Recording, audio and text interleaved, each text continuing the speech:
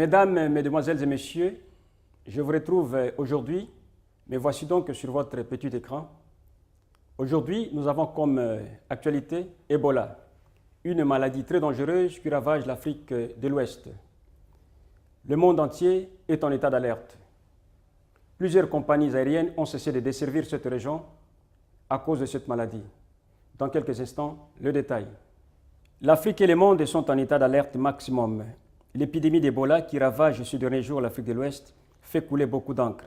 La situation est tellement préoccupante que les autorités sanitaires du monde entier sont aux aguets. Selon l'Organisation mondiale de la santé, depuis la découverte de cette maladie en 1976, jamais le continent africain n'avait connu une épidémie aussi grande de fièvre hémorragique comme il en est le cas aujourd'hui. Cette fois-ci, depuis qu'Ebola a ressurgi en Guinée-Conakry, l'OMS ne cesse de dépêcher sur le terrain des spécialistes en médecine, cherchant à freiner l'expansion de ces fléaux. Cependant, quelques-uns parmi ces spécialistes sont infectés par le virus d'Ebola, virus contre lequel il n'y a pas de cure ni de vaccin, du moins jusqu'ici. L'agressivité du virus et les données qui la prouvent révèlent que beaucoup de gens contaminés ont fini par mourir. 10 jours suffisent pour succomber devant le virus, dont la transmission est faite moyennant l'écoulement de larmes, de sang et de la sueur. La diarrhée, le fièvre très forte, les vomissements, les hémorragies internes et les troubles dans le système nerveux sont les principaux symptômes du virus d'Ebola. L'imminence du danger a contraint plusieurs compagnies aériennes à ne plus desservir l'Afrique de l'Ouest, même si les frontières des pays concernés ne sont pas officiellement fermées. Cette mesure touche particulièrement la Guinée-Conakry, le Libéria, la Sierra Leone, la Côte d'Ivoire et le Nigeria. Ebola, qui a réapparu 25 fois dans différents pays africains, a déjà tué des milliers de gens. Depuis sa découverte, voici 38 ans, cette maladie n'a jamais été pire qu'elle ne l'est aujourd'hui. Le monde semble avoir ouvert les yeux devant Ebola quand le consultant américain Patrick Xavier a succombé. Alors en poste au Libéria, où il travaillait pour le ministère des Finances, Patrick Xavier est décédé le 25 juillet dernier à Lagos au cours d'un déplacement au Nigeria.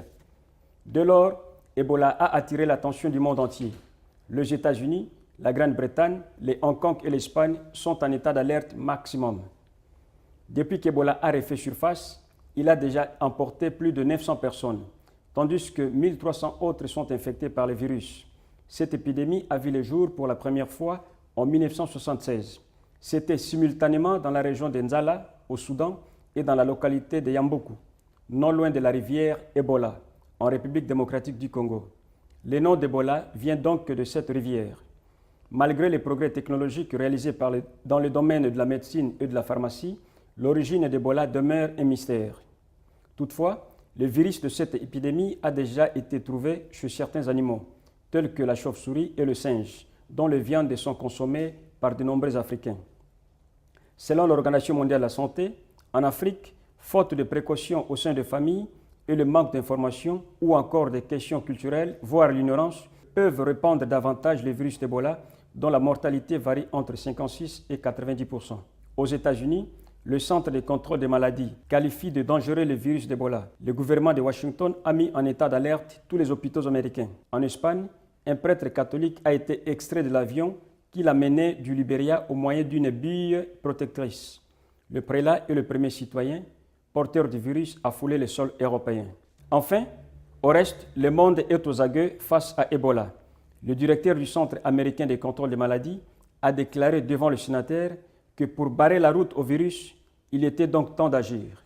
Merci d'avoir suivi notre actualité du jour. Prochain rendez-vous la semaine prochaine. Portez-vous bien et prenez toutes les précautions devant cette maladie qui ravage le monde. Au revoir.